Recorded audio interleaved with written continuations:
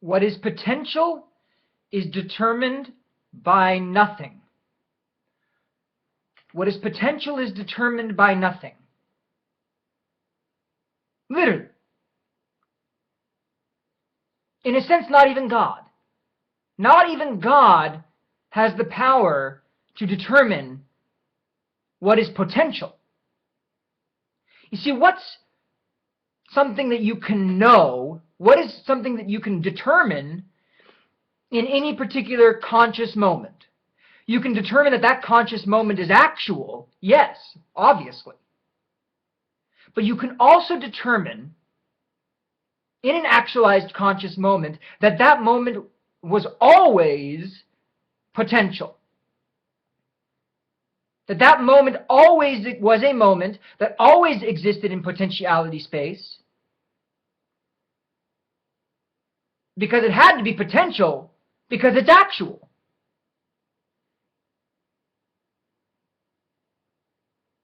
What is potential is determined by nothing.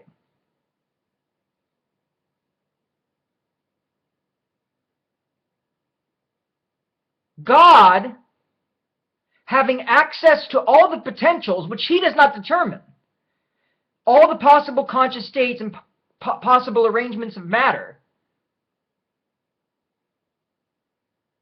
are immediately present to God as potentialities that he can actualize. With his own intrinsic being, though ultimately existentially and epistemologically mysterious, we can know just is the awareness of the entirety of potentiality and the power then within him to make those potentials actual. You see, if you think of what is potential, is this: all the possible conscious states possible. That's ultimately the entire repertoire of potentiality. And within that are also the forms of matter, which is ultimately really logic gates. It only looks like matter to us, but matter, if you could see what it was intrinsically, it's just logic gates that could generate conscious states if perturbed in certain ways. With the conscious state then showing that logic gate in the form of a sensory amphitheater around itself.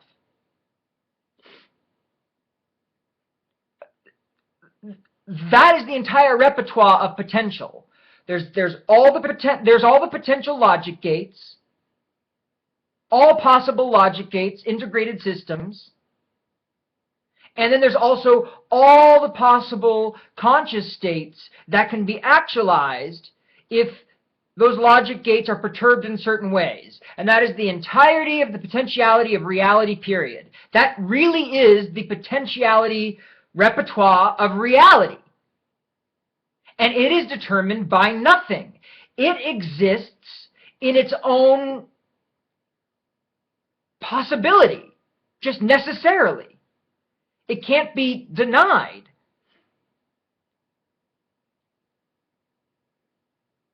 And from that, because the potentials then must be really potential, actually potential, meaning that they could actually be actualized. If something is a real potential, that implies that there is a mechanism in reality by which that potential could be actualized. But when you think of this as a whole, as the entirety of potentiality, then you abstract the actuality mechanism as a kind of radical other, the opposite of potentiality, and all men call this God. God is pure act. People have forgotten what God was, because we can't really know what God is in and of himself.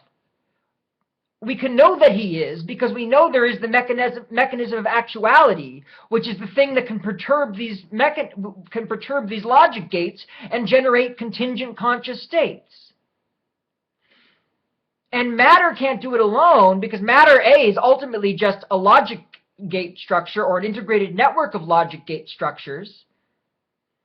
that themselves exist necessarily only as potentials. There's no necessary reason for them to exist as actual, though there is a necessary reason for them to exist as potential. That is, they just assert their potentiality through their essence as potentiality. But then the opposite side of that is God, who is pure actuality, who somehow the potentials just through being also generate. Or you could think of it as God, as pure actuality, generates the potentials. They're mutually determined. And God alone has the power to perturb the logic gates, actualize the conscious states. Which, when actualized, two things can be known from within being. One, that state is now actual and has been actualized, and therefore can never not have been actualized. It's been turned on, essentially, in the mannequin, and has become a part of determinate reality. But you can also know within that conscious state that conscious state then also was part of the potentiality repertoire. Necessarily, because everything in the potentiality repertoire is necessarily in the potentiality repertoire of reality. But this is why you can never get from any contingent world to that world's actuality. Because no matter how many multiple universes there are, or whatever crazy scheme physics has going these days, there's no necessary reason philosophically in and of itself why any of it has to actually exist. It's a good question whether or not these multiple universes are just our minds becoming more aware of possibility space, not realizing that the thing that makes this reality actual is the actualization from the pure act of God. It's really the argument from contingency, old argument, Thomas Aquinas, but you can think about it in a different kind of way that's maybe more resonant for modernity. But unless you start to get what God is, so in a sophisticated philosophical way, because we're there where people are ready to really think about this, that God is the totally unknowable pure actuality, which alone actualizes contingent potentials, which are all necessarily possible.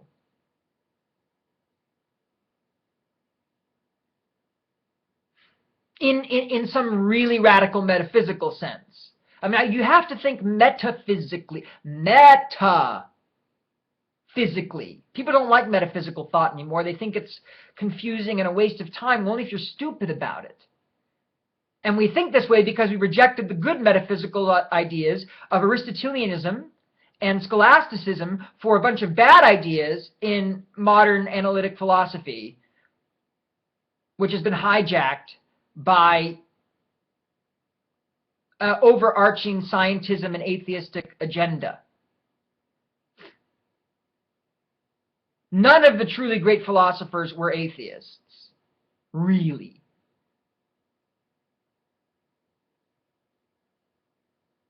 And Wittgenstein,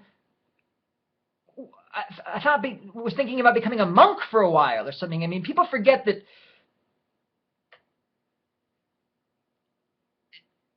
this is the norm.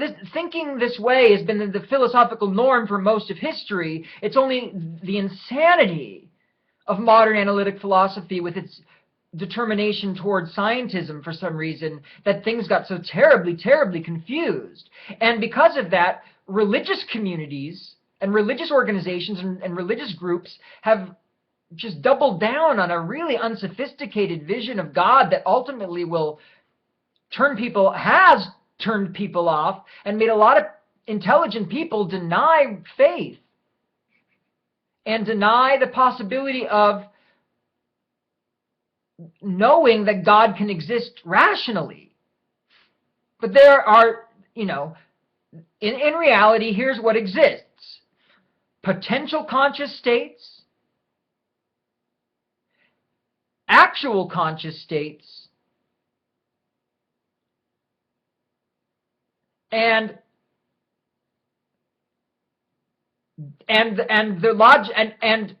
the logic gates,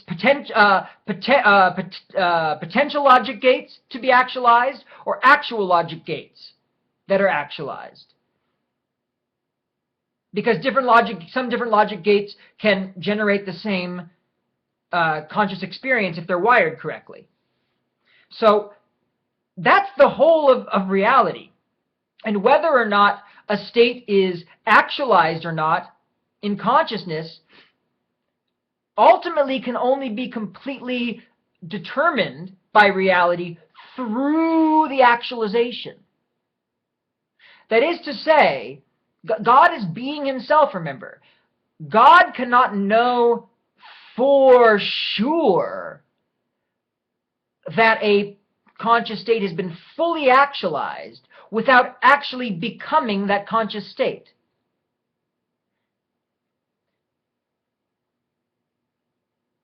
God cannot know for sure that a conscious state has been actualized without actually becoming that conscious state, because only in the state is it completely determined.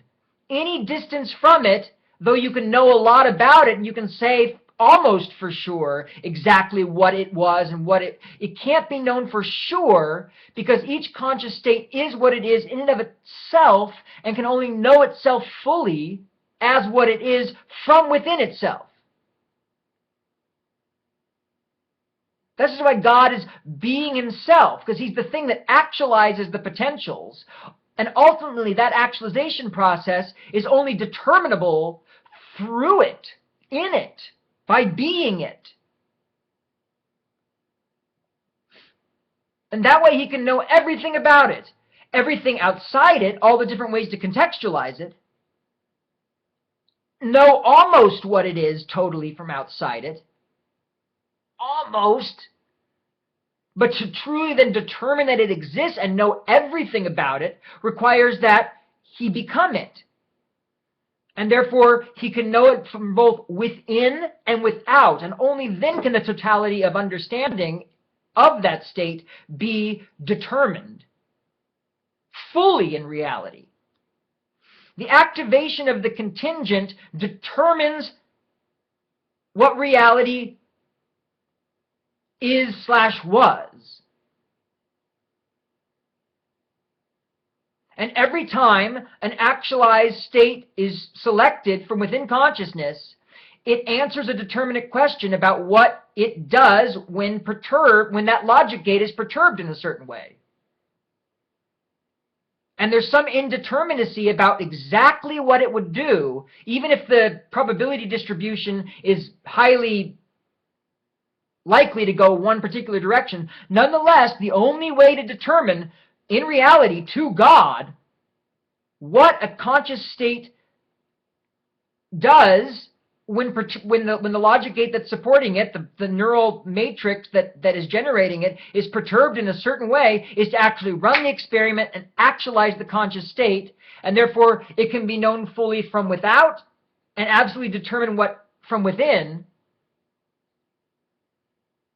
what it did.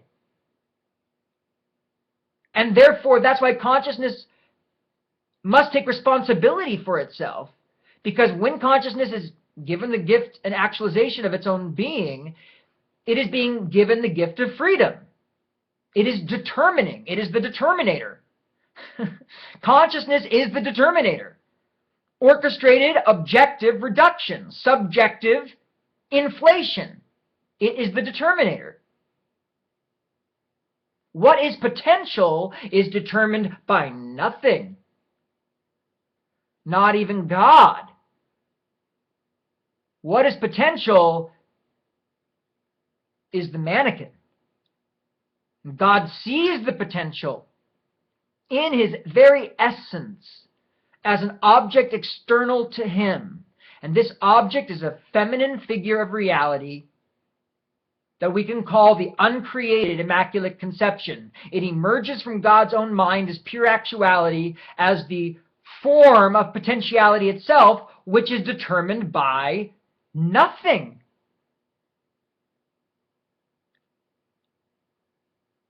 It is infinite, yet specific. Infinite, yet specific.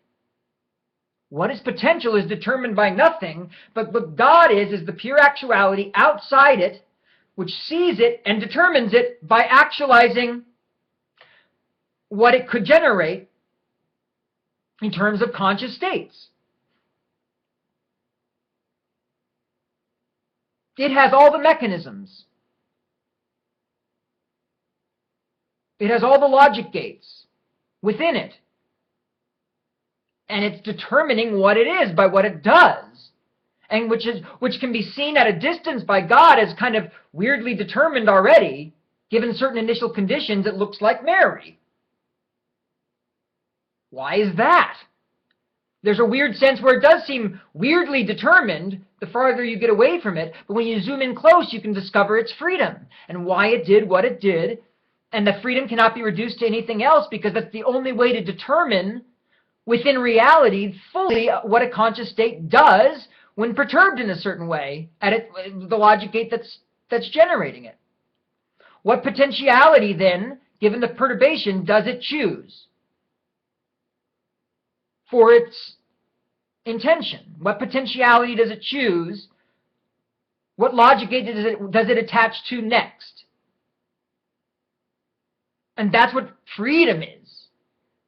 And God is kind of weirdly outside it and inside it at the same time. This is why it's a Trinitarian model, because God as pure actuality always exists in two locations. One, totally outside all things, seeing the vision of potentiality, and in the vision of potentiality as the actualized conscious states that are otherwise contingent. The Father and the Son.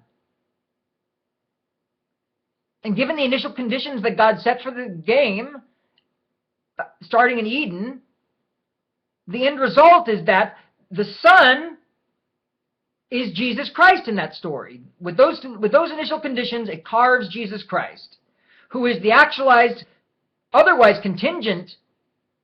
I mean, Jesus, in a sense, God didn't need to create the world necessarily. I mean, Jesus didn't have to go through the crucifixion and everything if God just decided not to create the world. But God sees that if he creates the world, he's Jesus Christ. And so then he goes, okay, I create the world. I actualize Jesus from the outside the system, which is why the whole thing is one radical act of freedom, therefore allowing the whole system to be actualized as well by the Holy Spirit, granting the system the consciousness that generates Jesus Christ. Discovering why it did what it did over the entire course of history. Why did consciousness select these states and these potentialities? That's what's going on. And then the Father is always as far outside the system as is conceptually imaginable, total outside the system, totally other, who can always just see who's outside it, knowing everything about it, except for those intrinsic qualities to conscious experience that just cannot be determined outside the system. And therefore, only through the actualization of the contingent and the knowledge of the infinite can truly the whole thing be known in understanding, but never by one mind. It always takes two minds to understand something totally. Because both minds have to have a gap of indeterminacy within themselves for there to be no gap of indeterminacy in reality, which there can't be. If something is determinate, it must be determined to be determined by reality, or else it is not determinate. And the only way to make something determinate in reality The only way to make something determinate in reality is for God, who can know everything about a conscious state other than its actual freedom. What does it actually do when perturbed? I can know probability distributions, but I can't know for sure unless I actually perturb it and actualize it. And if I do that, then reality can truly determine the moment and have it be a concrete fact for eternity. When that state is perturbed in this way, it does this, for sure. Even though the ultimate reason why it did that cannot be reduced with 100% probability to anything beyond itself. Obviously, there's parallels with quantum mechanics here if you just think about it for 2 seconds. Cannot be reduced to anything else other than itself. That's what it chose. Yes, the probability distributions were maybe very likely that it was going to choose that, but the fact that it did cannot be totally reduced to anything else other than its own freedom as consciousness to select between potentials, which are determined by nothing and which are ultimately actualized by God. For God to actualize a conscious state is to give a conscious state freedom.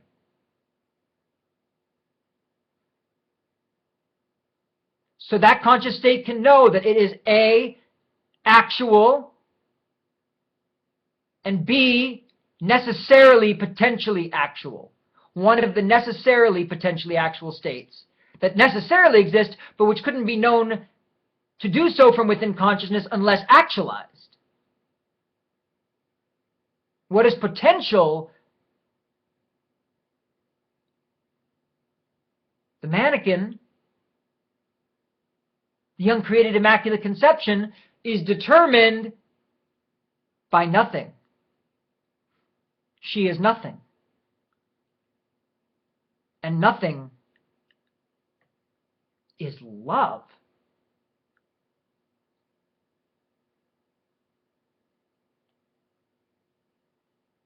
So she's everything.